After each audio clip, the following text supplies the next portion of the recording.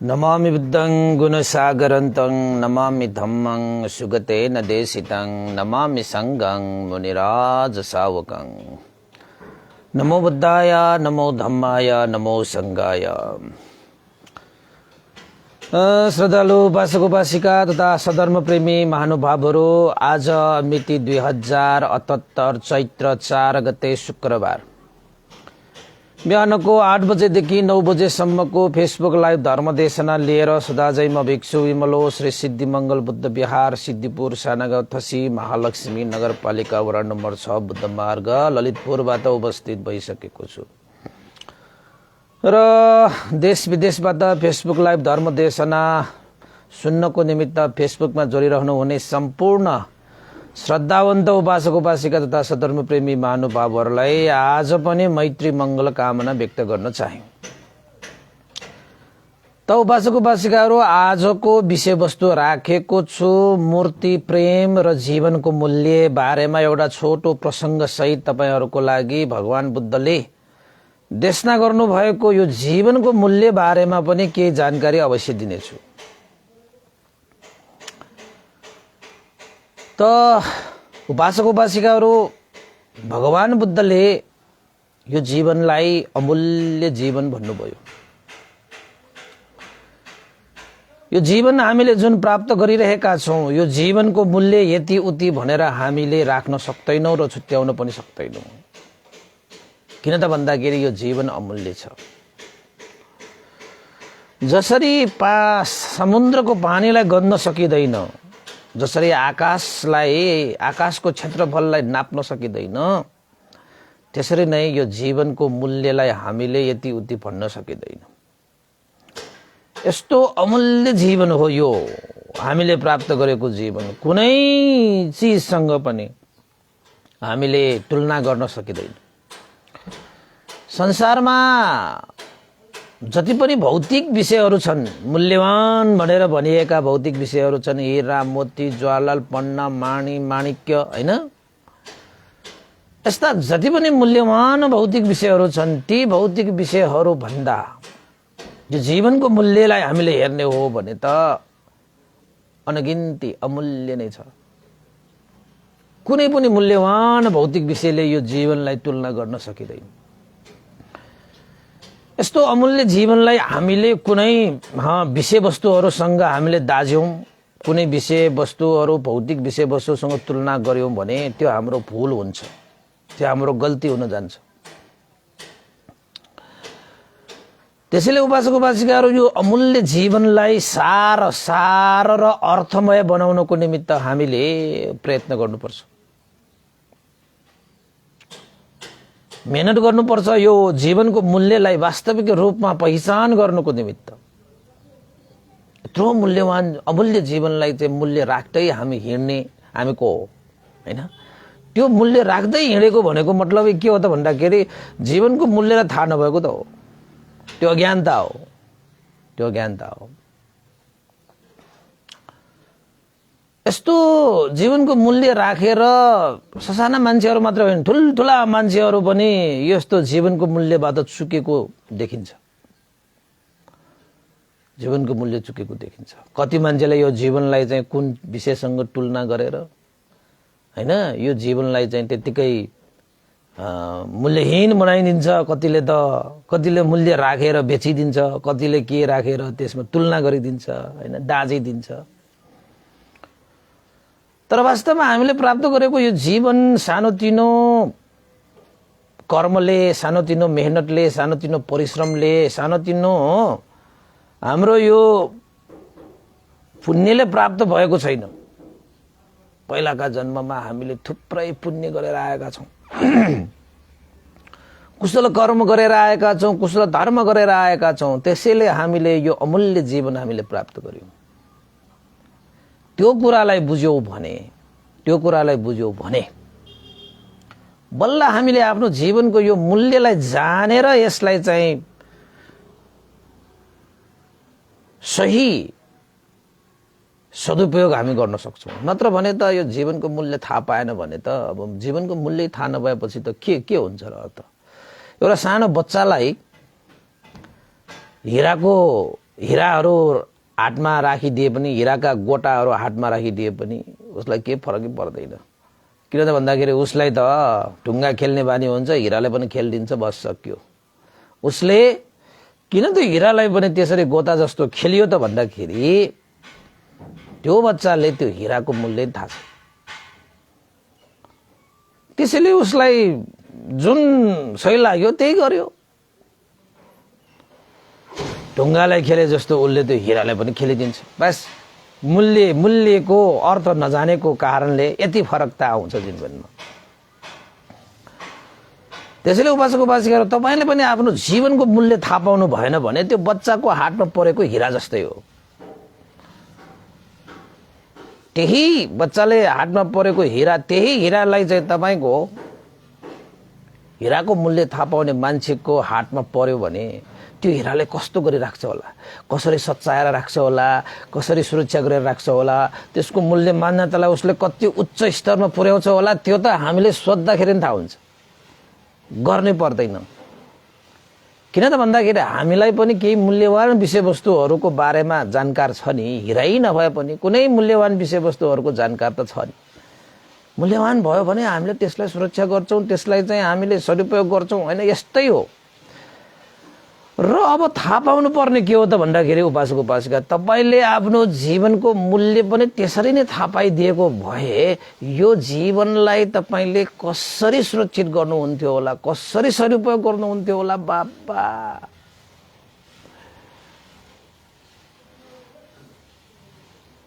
अब भनौँ न तपाईँको चाहिँ पैसा, होइन? पैसा रुपियाँ, तपाईँले पैसा र रुपियाँलाई कसरी राख्नुहुन्छ हेर्नुहोस् त। कति मजाले त्यसलाई चाहिँ सुरक्षा गर्नुहुन्छ, हराउला, होइन? त्यो विनाश होला, खर्च होला भनेरसम्म त हामी चाहिँ त्यसलाई चाहिँ कति मजाले त्यसलाई सदुपयोग गर्छौँ, होइन? हो, त्यो पैसालाई पनि हामीले कहीँ चढाउँदाखेरि पनि कता चढाउँछौँ? देवताहरूकोमा चढाउँछौँ, कुनै धर्म कर्ममा हामी लगाउँछौँ, होइन? कस्तो कस्तो लगाउँछ नि धर्म यो पैसाहरू। त्यो पैसालाई तपाईँले त्यसरी प्रयोग गरिरहनु भएको, सुरक्षित गरिरहनु भएको कारण के हो त भन्दाखेरि पैसाको त मूल्य छ। तपाईँलाई पनि थाहा छ मूल्य छ। यो पैसाले त जे पनि किन्न पाइन्छ, जे पनि त्यसले चाहिँ प्राप्ति गर्न सक्छ भन्ने कुरा तपाईँले थाहा छ। त त्यसरी नै तपाईँले यो जीवनलाई जानिदिएको भए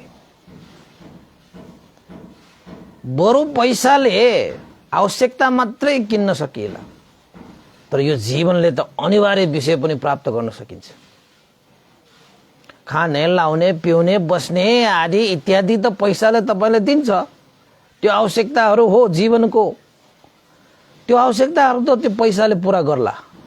तर जीवनको अनिवार्यता भनेको के हो त भन्दाखेरि दुःखबाट मुक्ति हो कि, परम सुख शान्ति हो कि। र जीवनको मूल्य र मान्यता भयो तपाईँले जान्नुभयो भने यसले के मात्र प्राप्त गर्न सक्दैन, सम्पूर्ण दुःखबाट पनि मुक्ति पनि प्राप्त गर्न सकिन्छ, सम्पूर्ण सुख शान्त अवस्था निर्वाण पनि प्राप्त गर्न सकिन्छ यो जीवनले। भनेपछि यो जीवनको मूल्य कति भयो त? अब हेर्नुहोस् त, अमूल्य भयो भनेको कारण त्यो हो। अमूल्य भयो भनेको, दुःखबाट मुक्ति भनेको त अमूल्य हो, परम सुख शान्ति भनेको त अमूल्य हो। यस्तो अमूल्य चिजसम्म पनि प्राप्त गर्न सक्ने यो जीवन भनेपछि यो जीवनलाई हामीले मूल्य राख्न मिल्यो र? अमूल्य छ कि। त्यसैले अमूल्य जीवनलाई मूल्य नराख, अमूल्य जीवनलाई मूल्य नराख।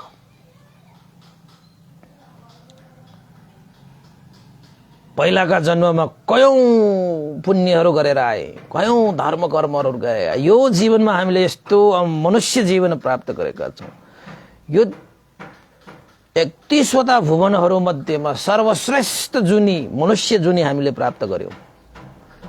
अब यो जन्म, यो जुनीको मूल्यलाई थाहा पाएर यसलाई सुरक्षित गर्ने, यसलाई सही सदुपयोग गर्ने जिम्मेवारी कसको? तपाईको।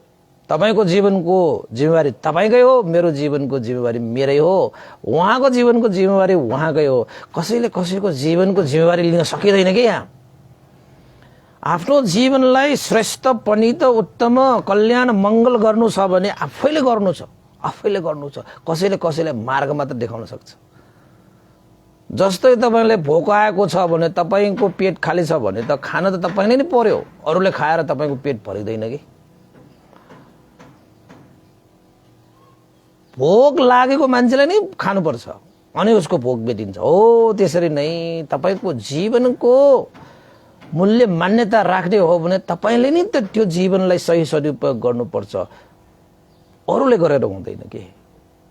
अरूले त तपाईलाई मार्ग निर्देशन मात्रै गर्ने हो, तर त्यो जीवनलाई त्यहाँ सही सदुपयोग गर्ने, जीवनलाई सही रूपमा प्रयोग गर्ने, जीवनको मूल्य मान्यता राख्नको लागि त तपाईले नै कर्म गर्नुपर्छ, तपाईले नै धर्म गर्नुपर्छ, तपाईले नै पुण्य गर्नुपर्छ, तपाई नै त्यो मार्गमा हिँड्नुपर्छ, अनि बस पाइन्छ है। त कोही मान्छेहरू यस्तो अमूल्य जीवन पाएर पनि यो जीवनलाई खेर फाल्छन्, यो जीवनलाई मूल्यहीन बनाइदिन्छ। विडम्बनाको कुरा हो त्यो, हैन। कति मान्छेले त यो जीवनको त मेरो केही मूल्य नै भएन, मान्यता नै भएन, ऊ भ्रममा छ, उसले जानेन बुझेन, ऊ अविद्यामा छ, मिथ्या दृष्टिमा छ। त्यसैले उसले जीवनलाई चाहिँ मेरो जीवन त जीवनको कुनै मूल्य भएन भनेर ऊ निराश भएको छ। वास्तवमा त्यसो होइन। जीवनको मूल्य भनेको यो संसारमा भएको छ। तपाईँ त धनवान हो, तपाईँ त महाजन हो। मनुष्य जीवन पाउनु भनेको है, हामीले भन्छ म त गरिब भएँ, कोही पनि यहाँ गरिब छैन, सोच मात्रै गरिब हो।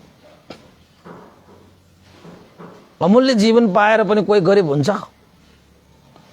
यो खान नपाउनु, यो पिउन नपाउनु भनेको त चिज त यो चाहिँ हाम्रो चाहिँ आवश्यकता परिपूर्ण गर्नलाई त मेहनत गर्नुस् न, सब चिज पाइहाल्छ। मेहनत नगरिकन हात मात्रै थापेर बस्यो भने त हैन, जीवन त त्यस्तै भएर जाने त हो नि। अब हात छ, खुट्टा छ, दिमाग छ, आँखा कान मुख सारा चिज भइकन पनि मेहनत गरिएन भने त त्यो त जीवनको मूल्य थाहा नपाएर जीवन त मेरो बर्बाद भयो भने निराश भएको भइहाल्यो नि। त कति मान्छेहरूले जीवनलाई त्यत्तिकै बिताइरहेको हुन्छ, कति मान्छे जीवनलाई त मूल्यहीन ठानेको हुन्छ, कति मान्छेले जीवनलाई चाहिँ सदुपयोग गर्न नजानेर जीवनलाई चाहिँ त्यस्तिकै खेर फालेको हुन्छ, अर्थमय जीवनलाई पनि व्यर्थ बनाइरहेको हुन्छ, सारमय जीवनलाई पनि असार बनाइरहेको हुन्छ, हैन। कसैले चाहिँ जीवनलाई तुलना गरेर, केहीसँग तुलना गरेर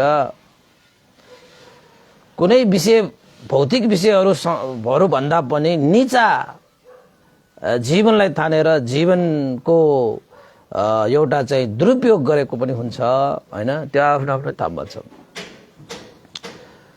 त उपासक उपासिकाहरू, यस्तै एउटा प्रसङ्ग, धेरै लामो प्रसङ्ग त होइन, आज छोटो रूपमा आज मैले सकाउने विचार गरेँ। बिहारमा पनि यहाँ कामहरू भइरहेकोले अलिकति आवाजहरू पनि आइरहेको छ, हैन। अब एकैछिनमा धेरै ठुलो त्यहाँ एउटा हाम्रो पानी ट्याङ्कीको ढलान पनि हुँदैछ, त्यहाँ आवाज पनि धेरै आउला भनेर अहिले पनि ठोकिरहेको छ, हैन। त एउटा सानो मात्र प्रसङ्ग म तपाईँलाई देशना गरेर म आज सकाइदिन्छु है। एउटा राज्यमा एउटा राजा थियो, जुन राजा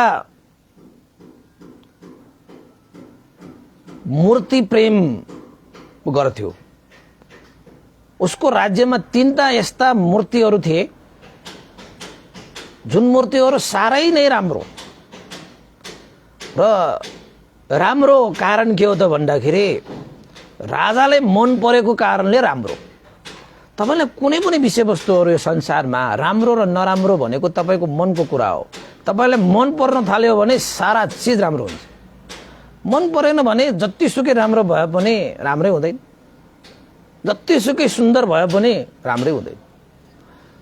त 3टा मूर्तिहरू यस्ता मूर्तिहरू थिए, राजाले असाध्यै प्रिय, राजा पनि फेरि मूर्ति प्रेमी। त्यो 3वटा मूर्तिप्रति उसको यस्तो लगाव भयो कि उसलाई यति माया लाग्यो कि त्यो मूर्ति ओहो भनि साध्य छैन। राजाले त्यो मूर्तिहरू सुरक्षाको लागि, सरसफाइको लागि, हेरचाहको लागि सेवकसम्म पनि राखे, चोरी होला, बिग्रेला, फोहोर होला, यताउता होला, नाना थरीका त हुन सक्छ नि। आफूलाई प्रिय लाग्ने विषयवस्तुहरूलाई त स्याहार सुसार त गर्ने नै भयो, स्याहार सुसार नै गर्ने नै भयो। ओहो, राजाले यति त्यो 3वटा मूर्तिहरूलाई त्यो तपाईको मान्यता दिएको छ कि दरबारमा अरू थुप्रै मूर्तिहरू पनि थिए, तर ती मूर्तिहरूको बीचमा पनि 3टा मूर्तिहरू विशेष थियो। त विशेष कसरी हुन्छ हैन? सुन्दर कसरी हुन्छ? मन परेपछि हुन्छ, मिठो लागेपछि हुन्छ। राजालाई पनि त्यस्तै भयो, राजालाई पनि त्यस्तै भइदियो र सेवक पनि हालिदियो हेरचाहको लागि, सुरक्षाको लागि। सेवकले पनि राजाको त्यो चीजलाई देखेर आफूले सक्दो रूपमा सुरक्षा पनि दिइरहेको थियो, सरसफाइहरू पनि गरिरहेको थियो, सुरक्षा, सरसफाइ, हेरचाह हैन, सबै चीजहरू गरिरहेको थियो। त्यो हिसाबबाट राजा पनि प्रसन्न थिए हैन। मूर्तिहरू त सुरक्षित भइरहेको थियो। दिनको दुई पल्ट राजा त्यो मूर्तिको दर्शन नगरिकन दिनै काट्दैन्थ्यो। बिहान र साँझ, बिहान र साँझ भनेपछि अरू कुनै मूर्तिलाई होइन, त्यो 3वटा मूर्ति विशेष लाग्थ्यो के राजालाई। यसरी समय बित्यो। समय बित्दै गइसकेपछि एक दिन भयो के त भन्दाखेरि राजाले मूर्ति हेरचाहको लागि, सरसफाइको लागि राखिएको त्यो सेवकले अन्जानमा त्यो 3टा मूर्तिहरू सरसफाइ गर्दाखेरि एउटा मूर्ति खसेर फुटेछ। टुक्रा भएछ। भुइँमा खसेपछि त फुट्ने भइहाल्यो, टुक्रा हुने भइहाल्यो। तर त्यो सेवकले त्यो मूर्तिलाई खसाउने भनेर खसालेको पनि होइन। कसलाई आँट थियो र राजाको मूर्तिलाई खसाल्ने? राजाले त दण्ड दिन्थ्यो। राजालाई जुन मन लाग्यो त्यो दण्ड दिन सक्ने त्यो नियम थियो त। फेरि राजाको त विशेष मूर्ति हो त्यो। 3वटा मूर्तिहरू त विशेष थियो। लौन फसाद पर्यो। अब राजाको एउटा मूर्ति त त्यहाँबाट खसेर चकनाचुर भइसकेपछि त अब के हुने होला, अब कसो हुने होला।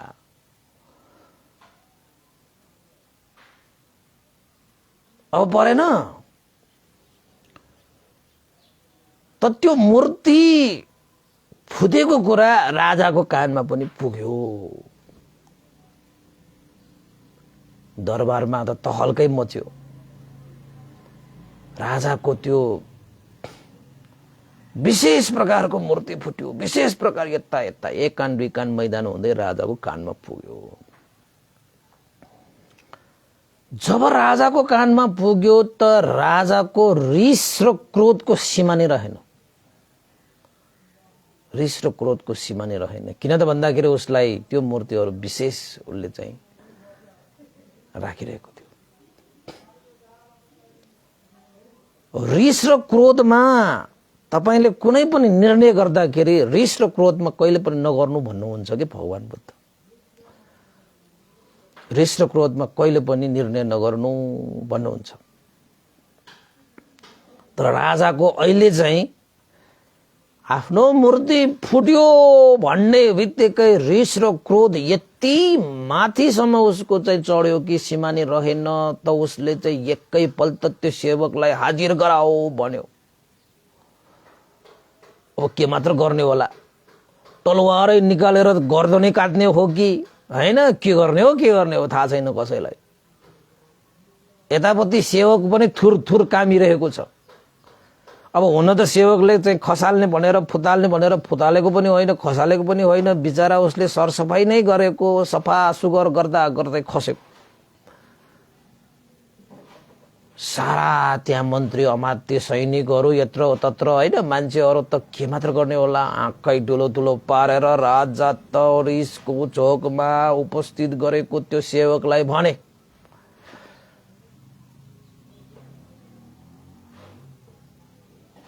मैले सुने मेरो 3वटा मूर्ति, विशेष मूर्तिको एउटा मूर्ति फुटेछ,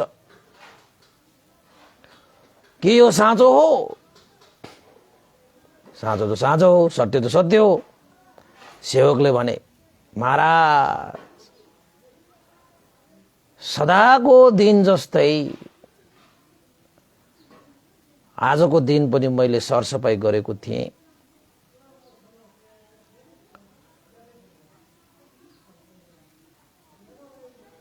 एक्कासी मेरो हातबाट मूर्ति छुटिएर खसेर फुट्यो। मैले फुटाउने भनेर फुटाएको होइन, मैले सुरक्षा दिनकै लागि त्यो व्यवस्था गरिरहेको थिएँ, तर खस्यो। महाराज फुट्न त फुट्यो नि भने त, फुट्न त फुट्यो महाराज, त यसलाई मृत्युदण्ड दे भन्ने छ कि, यसलाई मृत्युदण्ड दे भनेर। राजाको रिस क्रोध त को सीमा नै छैन। ल यसलाई पाता कसेर मृत्युदण्डको लागि तयार गर, ल त्यो मूर्तिहरू, फुटेको मूर्तिहरू लिएर आउ जाऊ भनेर भनेछ। त्यसपछि त्यो सेवकलाई त्यो सेनाहरूले समातेर त्यो मूर्ति सजाएर राखेको ठाउँमा लिएर गएछ। अब फुटेको मूर्ति लिएर आ भनेछ। मृत्युदण्ड दिने भइसक्यो, राजाको लागि चाहिँ हो भनिसक्यो, प्रमाणको रूपमा अगाडि ल्याइदिनु पर्यो। त्यसपछि त्यो सेवकले भनेको थियो, महाराज मैले अनजानमा गरेको यो गल्ती हो, यसको लागि मृत्युदण्ड दिनु नै सही होइन, यो त अन्याय भयो, मेरो लागि अन्याय भयो। कहीँ एउटा मूर्ति फुटायो भनेर चाहिँ जीवनै सखाप पार्ने, जीवनलाई नै मृत्युदण्ड दिने सजाय पनि सही हुन सक्ला र महाराज?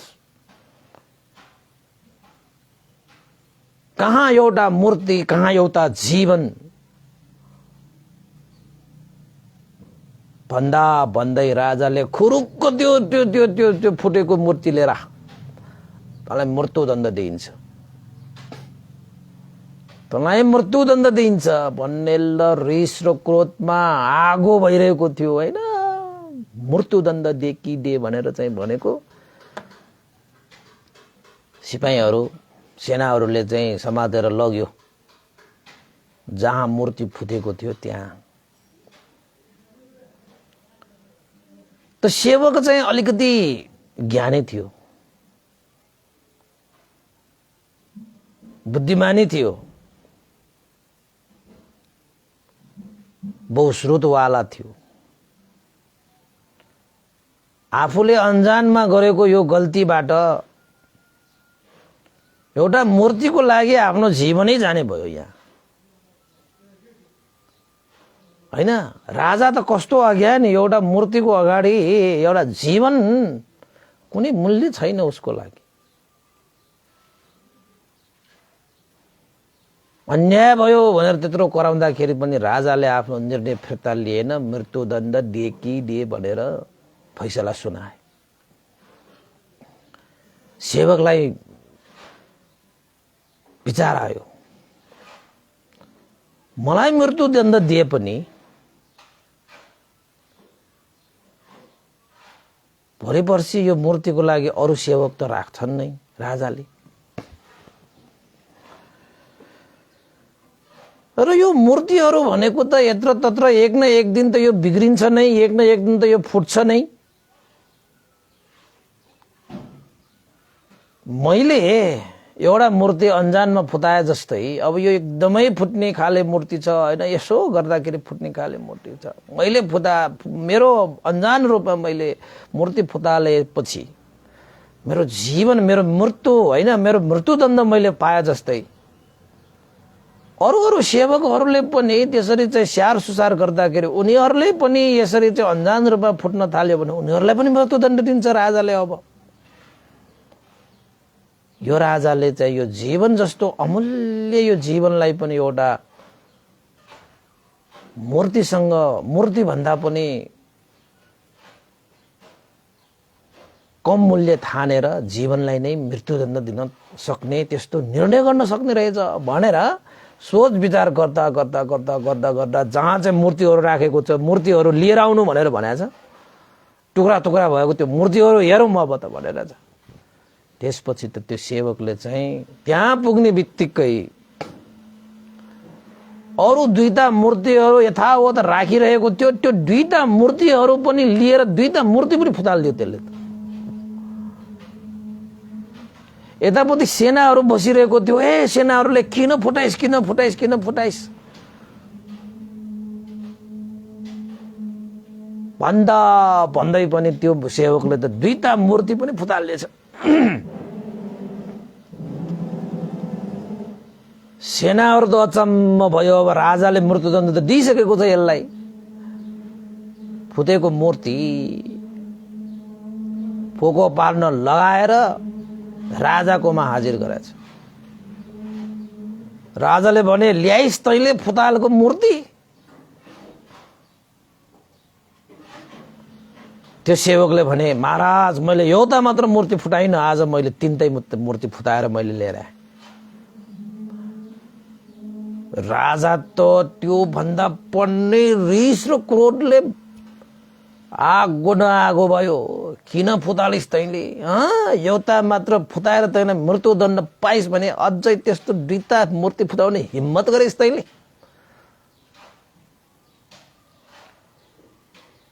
त्यो त तैले जानी जानी फुटाइस तैले भनेर राजाले त तलवार झिकेर त्यसलाई चाहिँ गर्दन म यसलाई मृत्युदण्ड मै दिन्छु भनेर चाहिँ अगाडि बढेको थियो। तर त्यो सेवकले भने रोक्नुहोस् महाराज, एउटा मूर्ति चाहिँ मेरो हातबाट अन्जानमा फुटेको थियो, तर तपाईले त्यो अन्जानमा भएको त्यो गल्तीको लागि मलाई मृत्युदण्ड दिने सजायको फैसला सुनाइदिनु भयो। मैले बार बार तपाईलाई म माथि अन्याय भयो भने पनि थिएँ। महाराज यो मूर्तिहरू त फुट्ने स्वभावकै हो, एक न एक दिन त यो फुट्छ, एक न एक दिन त फुट्छ। एउटा मूर्ति फुटाएर मैले आज मृत्युदण्ड पाएँ, पक्कै पनि तपाईले अरू दुईटा मूर्तिको लागि सेवकहरू त राख्नु हुने नै छ।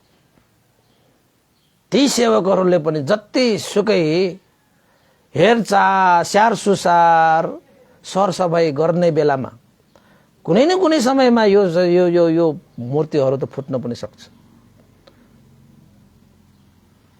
तब तपाईले ती सेवकहरूलाई पनि मृत्युदण्ड दिने नै छ, मृत्युदण्ड दिने नै छ। तपाईको यो मूर्तिको कारणले गर्दाखेरि कसैको जीवन सकिन्छ भने, जीवन सकिन्छ भने त्यसको मान्यता के रह्यो त भन्दाखेरि यो जीवन भन्दा पनि यो मूर्तिको मूल्य बढेको जस्तो तपाईले भान गर्नुभएको छ। बेकारमा यो मूर्तिको लागि कसैको जीवन किन मृत्युदण्डमा पुर्याउनु? त्यसैले अरू दुईजना जीवनलाई बचाउनको निमित्त मैले आफैले चाहिँ दुईटा मूर्ति फुटाले। मैले त मृत्युदण्ड पाएँ, यसरी नै यो दुईटा मूर्तिले अरू दुईटा जीवन पनि विनाश गर्न सक्छ।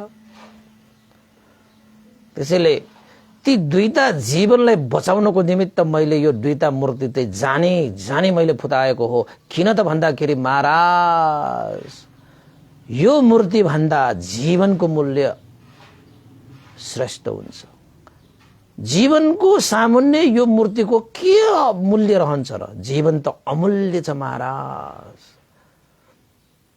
यस्तो मूर्तिको लागि पनि तपाईले यो मूल्यवान हैन, मूल्यवान मूल्य त लाग्छ यसको, मूल्यवान यो मूर्तिको लागि अमूल्य जीवन तपाईले बलि चढाउन सक्ने फैसला सुनाउन सक्ने रहेछ। त्यसैले जीवन त अमूल्य हो महाराज। संसारमा भएको कुनै पनि भौतिक विषयहरुसँग, भौतिक विषय यो जीवनसँग तुलनै हुँदैन। यस्तो अमूल्य जीवनलाई पनि एउटा मूल्य भएको एउटा मूर्तिको लागि तपाईले चाहिँ मृत्युदण्ड दिन सक्नुहुने? यस्तो फैसला सुनाएर त म त अचम्म भए। यो न्यायसँग छैन महाराज, यो अन्याय भयो।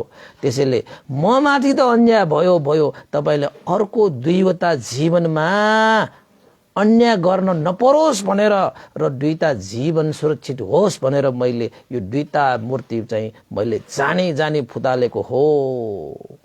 मलाई खुसी लाग्छ, मैले दुईटा जीवन बचाएँ र जीवनको अमूल्य जीवनलाई मैले चाहिँ सुरक्षित गर्न पाएँ।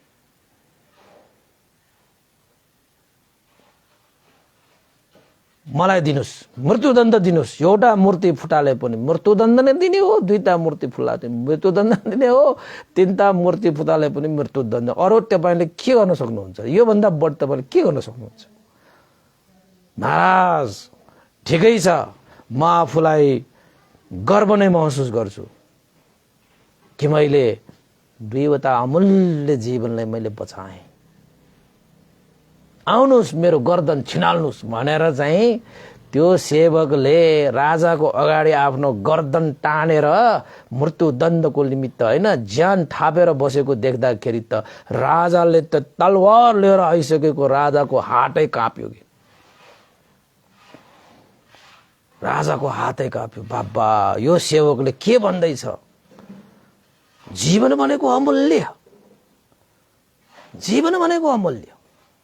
यस्तो एउटा मूर्ति भनेको त भोलि बनाउन सकिन्छ, पछि बनाउन सकिन्छ। जीवन भनेको त यो त कर्मले पाउने जीवन हो, धर्मले प्राप्त गर्ने जीवन हो। कम्ता हामीले मेहनत गरेर आएका छौं, कम्ता हामीले पुण्य गरेर आएका छौं हैन। अब यस्तो जीवनलाई त एउटा मूर्ति फुटाल्यो भनेर चाहिँ मृत्युदण्ड दिएको। त्यसपछि त राजाको हात त काप्यो। त्यति भनेपछि राजाको मनमा लाग्यो, रिस र क्रोध उत्पन्न भएको शान्त भएर गयो। यस्तो अमूल्य जीवनको लागि तपाईले एउटा मूर्ति, त्यो त निर्माण पनि गर्न सकिन्छ, त्यसलाई बनाउन पनि सकिन्छ, तर त्यो मूर्ति फुटाल्यो भने तपाईले मृत्युदण्ड दिनुभयो। जीवन जस्तो अमूल्य विषयलाई तपाईले मूल्य राख्नुभयो। यस्ता यस्ता कुराहरू चाहिँ मनमा गुनेर आखिरमा राजाले भने, आँखा खोल्यो र सेवकलाई भन्यो, ए सेवक,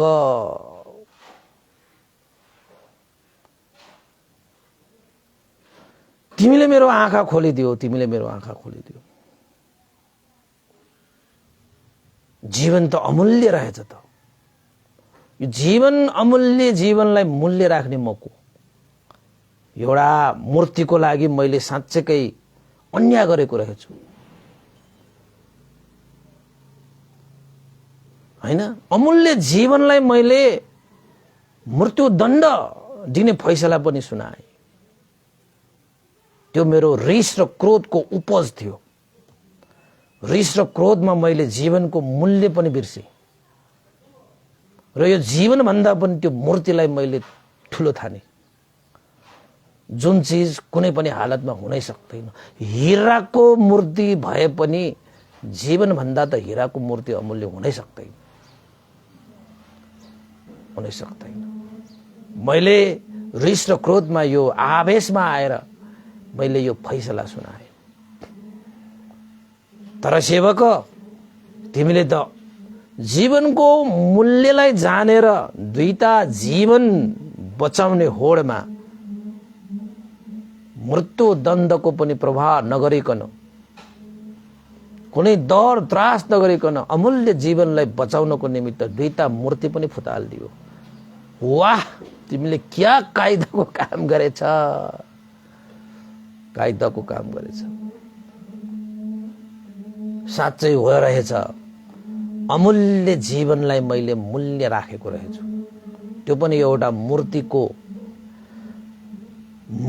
मूल्यसँग तुलना गरेर अमूल्य जीवनलाई मैले मृत्युदण्डसम्म दिएँ। हो रहेछु, मैले अन्याय गरेको रहेछु।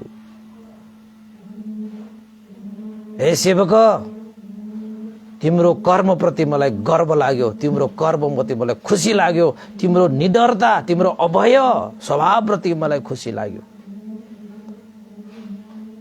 र आज मैले थाहा पाएँ, जीवन भनेको त अमूल्य हो। यस्ता अमूल्य जीवनलाई मैले मूल्य राखेर यस्तो फैसला सुनाउनु नहुने थियो।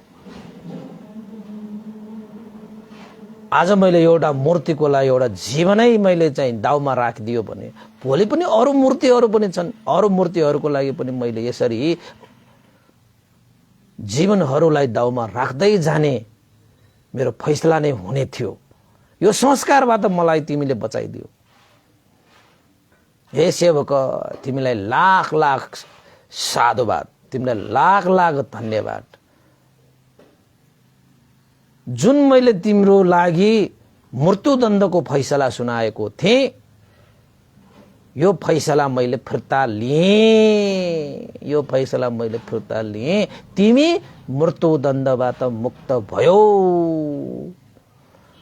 अमूल्य यो जीवनलाई मूल्य राख्ने मेरो हैसियत छैन। एउटा सेवक भएर जीवनको मूल्य र मान्यतालाई जानेर दुईटा अमूल्य जीवनलाई बचाउने भनेर जानी चाहिँ हैन मूर्ति फुटालिदियो। तर म राजा भएर पनि यो जीवनको मूल्य र मान्यतालाई बुझ्न सकिनँ। मलाई क्षमा गरिदिनु, मैले चाहिँ रिस र आवेगमा आएर गलत निर्णय गरेको रहेछु। त्यसैले तपाईहरु पनि चाहिँ रिस र आवेगमा कहिले पनि निर्णय नगर्नुहोस्, त्यो सही हुनै सक्दैन। शान्त मनले निर्णय गर्नुपर्छ, रिस र आवेगमा होइन। त्यसपछि सेवकले हात जोडेर राजाले भने, महाराज तपाईको जय होस्। आज तपाईले जीवनको मूल्यलाई थाहा पाउनुभयो, जान्नुभयो। यो जीवन भनेको त अमूल्य हो। यो संसारमा कुनै पनि भौतिक विषयसँग मूल्य दाज्न सक्दैन, तुलना गर्नै सक्दैन। यो जीवन भनेको त्यति मूल्य हो।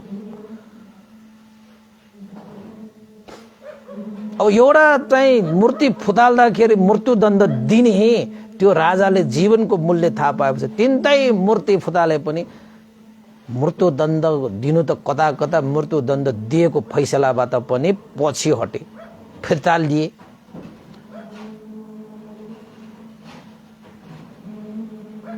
त राजाले मूर्तिलाई भन्दा पनि अब जीवनलाई महत्त्व दिन जानियो। बाजेको मूर्तिलाई भन्दा पनि जीवनलाई हैन मूल्य दिन जानियो। सेवकले पनि खुसी भए, साधुकार भए।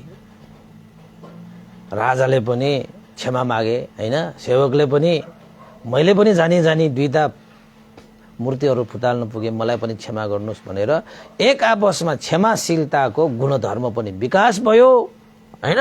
जीवन अमूल्य हो भन्ने कुरालाई पनि जानियो हैन। र रिस र आवेगमा गरिएका निर्णयहरू चाहिँ सही हुँदैन भन्ने पनि जानियो। जसले यो जीवनको मूल्यलाई जान्दछ हैन, उसले मात्र यो जीवनलाई सुरक्षा गर्न सक्छ भन्ने शिक्षा पनि जानियो। आजको देशमा मैले यही टुङ्ग्यायो। बाजेको बासिकाहरू सबैलाई सुनिदिनु भयो, सबैलाई साधुवाद। तपाईहरुले पनि यो जीवनको मूल्य र मान्यतालाई जानेर जीवन अगाडि बढाउन सकोस्। संसारको सबभन्दा मूल्यवान विषय मूल्यवान वस्तु पनि यो जीवन सामुन्य भनेको केही होइन। किन त भन्दाखेरि जीवन त अमूल्य छ नि। यस्तो अमूल्य जीवन हामीले प्राप्त गरेका छौं। यो जीवन, यो अमूल्य जीवनलाई सार अर्थमय बनाउनको निमित्त हामीले सदा सर्वदा आफूले आफूलाई सुरक्षित राखेर यो अमूल्य जीवनलाई सदुपयोग गरेर साँच्चैकै यो जीवनबाट